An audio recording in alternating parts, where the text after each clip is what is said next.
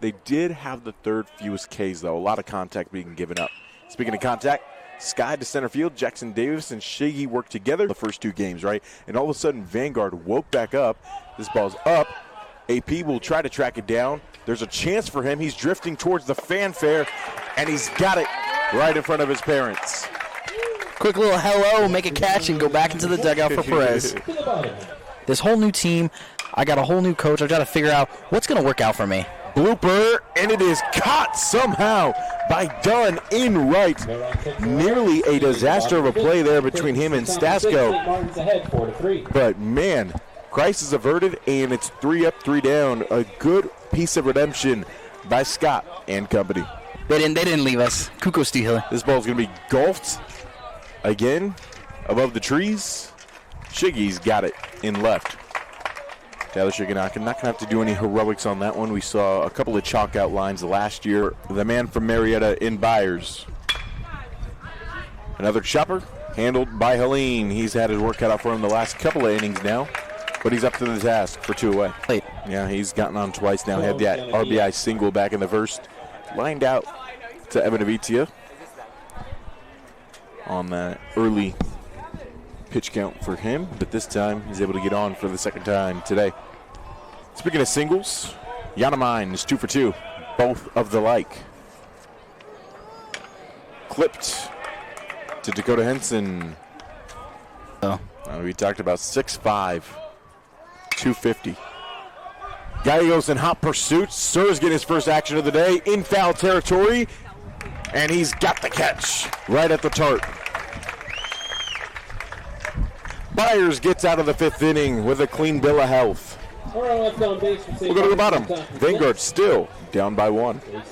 And just want to apologize really quick for the technical difficulties we were having with the audio earlier. Not sure what was going on there, but we got it resolved. Hopefully, we think so on our end.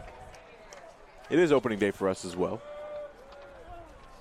Tried to do a trial run a couple weeks ago, and that's where we found out we had a lot of issues. The scoreboard, the pitch clock.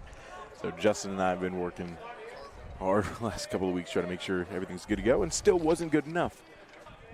Still got the runner on and the 2-2.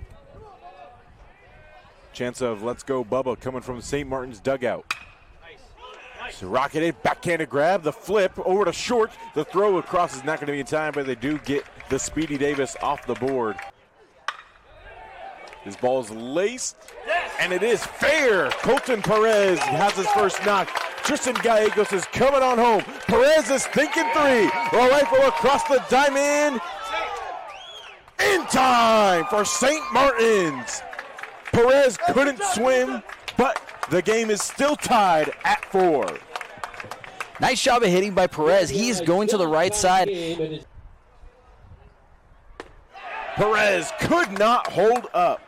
Scott slashes the sword, but the damage is done. Colton Perez brings home a run, and it's 4-4 going to the 6th.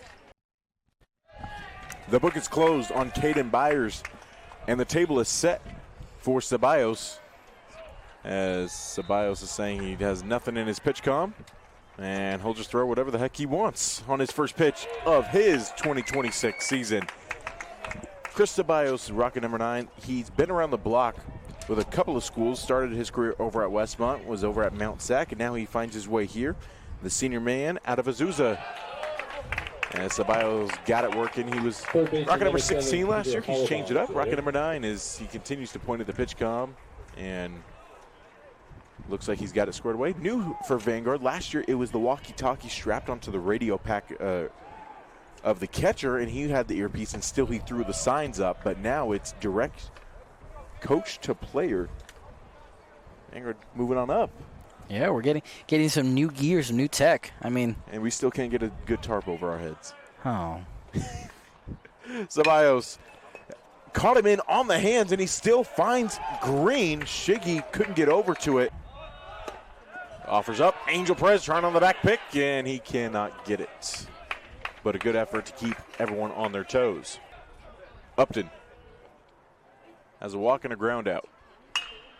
And now let's add some contact to his name as St. Martin's reclaims the lead. RBI single for Upton. Yeah, and you had Upton on the ropes. He was entirely just going to sacrifice his AB. To throw him a fastball just basically middle of the zone isn't really a good recipe for lockdown right now. Give up the 1 run and get out of here. But it looks like Sebi's trying to look for that strikeout pitch when he just got to pitch to contact and focus up. Never mind. Sebi, you do you. There's a reason he's on the mound. There's a reason I'm back here. Crooked K for Chris Ceballos, facing his 5th batter. Another crooked K for CC Chris Ceballos. On 67 pitches, golf to center field. Davis has a ways to go. And he did make the catch. The umpire over at first had to overrule everyone, and he said, yes, it is the 3rd out. Jackson Davis, his first opportunity to show off the wheels and the glove. Vanguard limits the damage, but they've got some work to do. Down 5-4, going to the bottom. 3 for 6 with runners in scoring position. This ball is back up and out of play. And it comes right into your living room. And it landed right in front of us. I think I wouldn't be surprised if the camera quickly picked that up. And again, I can't emphasize this enough. If that tarp had been like it was this morning, I'm not sure if there would be any more audio on this broadcast. I think you would just be writhing in agony for a couple moments. We would cut the audio, and then you'd be on your own for the rest of the game. Sir with a loud crack of the bat, seeking the right center gap. It finds Green. They're at the warning track trying to race it down. Albanese, can he relay it in? Sir's got speed. It's an RBI triple for the young man from Corona. His first hit of his collegiate career. Infield comes in for the Saints. Avitia, can he find that Bermuda Triangle? Yes, he can. And Vanguard has the lead for the first time in 2026.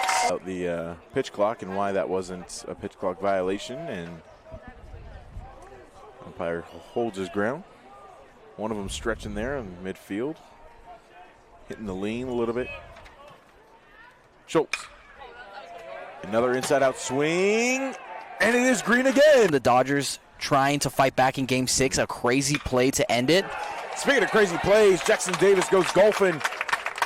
Pulled out the old pitching wedge. Evan Avitia trying to show off the wheels, and he does as he pitter-patters his feet on a home plate. Another knock for Vanguard. They've got runners on first and second, and a 2-run lead, 7-5. And he will yield to another highly touted transfer for Vanguard. The D1 bounce back, and Tyler Pristyko, the righty, is on the hill, rocking number 14 for Vanguard. Senior righty, local kid, returns home. Huntington Beach is his hometown. Looking to see that for the Vanguard Lions. Well, he had those 2 JUCO years over at Golden West, so that was his local years, and then took a trip up to NorCal with USF, pitched for the Dons, and enjoyed a career year, someone that Coach Peck talked highly of in our preseason interview. Had his career best ERA, 5.89. It was his busiest year of all time as well. Faced 78 batters after facing only 17 his first 2 years combined. 16 Ks last year alone. 10 walks. All of his runs allowed were earned except for one, as he earns a K there on Albanese. And with a loud roar, it seems like Prosecco is going to be the energy of this bullpen. The pitching coach here did a good job. Good morning, good afternoon, and good night as Pristyko dances around the hill to celebrate his crooked K. Talking about Vanguard pitching staff last year, they didn't have a single game, Zuby, with double-digit Ks. Yeah, I mean, they weren't a strikeout team. Almost hits our outdoor shower here. Yes, we do have one of those. It's for all of our surfers who make the 5-minute drive down to the beach. A lot of people left campus in a hurry as soon as they stepped outside this morning. You saw everyone's surfboards were coming out. No surfing here as Helene gobbles it up as Pristyko was already celebrating and screaming his way into the dugout. D. Scott, Mitch Hunter with a couple of butt taps to boot to welcome their man coming back in. It is time to stretch for the first time of 2026 here on the PacWest Network. Little journey between innings to help us on our journey towards the end of this ball game. J.J. Johnson alongside Xander Zubiati here on the PacWest Network. It's a pleasure to have you all with us for the season opener, opening day here in Costa Mesa, California. In case you weren't with us in the beginning, we are aware that the country is currently being blanketed in snow, but I tell you what, it was 83 degrees at first pitch today, and it is currently 82 with a slight breeze coming for us as Colt Perez comes up empty here to lead us off in the bottom of the seventh. Blessed to be here in Costa Mesa at pristine weather. Perez on the ground, backhanded grab at second base, and it's an easy G4 for St. Martin's. Sir popped up. Nickel doesn't have to wander very far. As a matter of fact, he's going to come back towards the bag to make the snag, and runners are left stranded for Vanguard. So St. Martin's is down by 2 and has 6 outs to play with. What will they do with these 3 that are coming up in the top of the 8th? We'll find out on the other side here on the PacWest Network.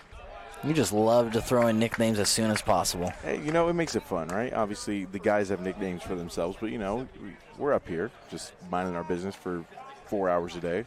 That is true. I'm still trying to figure out Paymar's nickname because I call him B-Pay. And I told that to Evan once. He's like, I've never heard anybody call him that. So well, Evan, yeah.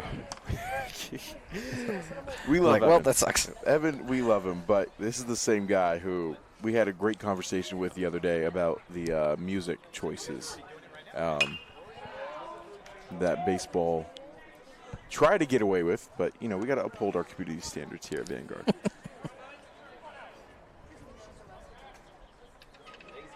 So the fact that Evan hadn't heard that nickname doesn't surprise me. Upton. 1 for 2 so far with the RBI in this 7-hole.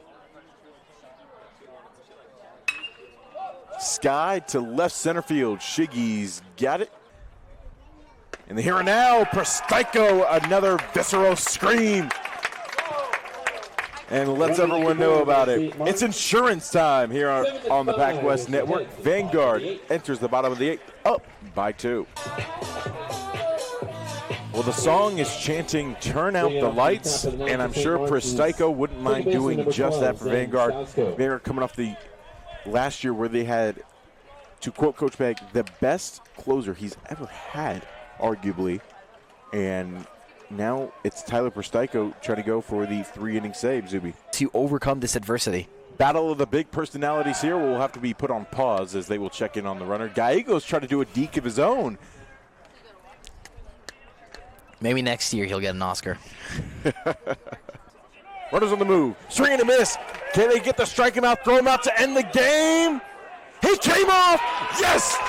Ball game! A striking out, throw him out has been called, and that will be the ball game. Vanguard wins 7-5. This is now just his second career win after going 1-3 a season ago and not being the pitcher of record at Mount Sac and not winning one with Westmont. Zuby, it started off really shaky. Gave up a lot of runs to St. Martin's in that first inning, a 4-spot Vanguard gave him. Yet Vanguard was able to, as we talked about, steady. No home runs, and it was just 7 runs that came timely, weren't they, Zuby? It was a... For my partner, Xander Zubiotti, I'm JJ Johnson, and on behalf of the entire Vanguard Athletics crew, signing off from the PacWest Network. We'll see you tomorrow at 10 a.m. Good night, and God bless.